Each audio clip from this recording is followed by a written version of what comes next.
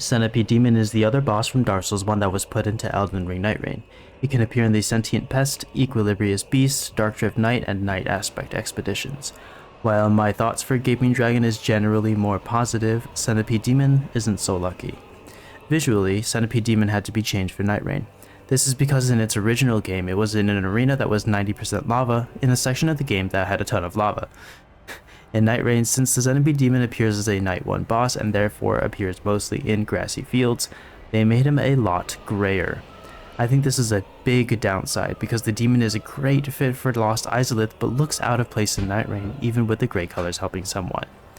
Mechanically, he is the same as in Dark Souls 1, with a bit faster movements, and this goes for the aspect where if you chop off the arm or tail of the demon, they will become an additional enemy in the fight. While in the original game, it served as a way to unlock the rest of the arena because it yields a ring that allows the wearer to walk on lava, in Nightreign it really is an inconsequential mechanic. They even made the Centipede Demon be able to grow its severed limbs back. What's most devastating is that the original fight was so difficult due to its restrictive arena.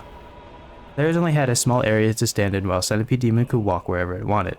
But through exploration, players could discover a part of the arena that's slightly larger than where they started, and if they cut off a limb, they can walk anywhere the Centipede Demon can. It really provides a great sense of progression for the fight, but in Nightreign, where players are not really restricted in where they can stand, Centipede Demon really loses its challenge. Lore-wise, Centipede Demon fits fine in Nightreign. It's another boss whose lore isn't too deep, meaning it can really be put wherever without justification for its presence.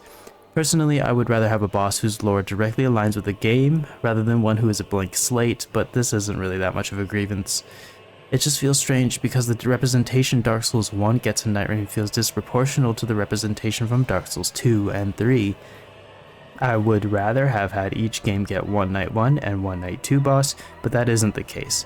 If I had to choose, I would have picked the Four Kings over Centipede Demon and made them a Night 2 boss, and if implementing an arena change to the Dark Pit they are in Dark Souls 1 is too difficult, then Manus should have been picked instead. I would have also accepted ONS or Artorias because they really scream Dark Souls 1. Centipede Demon gets a C tier on how well Dark Souls bosses work in Nightreign. Centipede Demon really fits its location in the game and its difficulty progression, but it has been neutered in Nightreign. FromSoftware should have picked a different boss instead.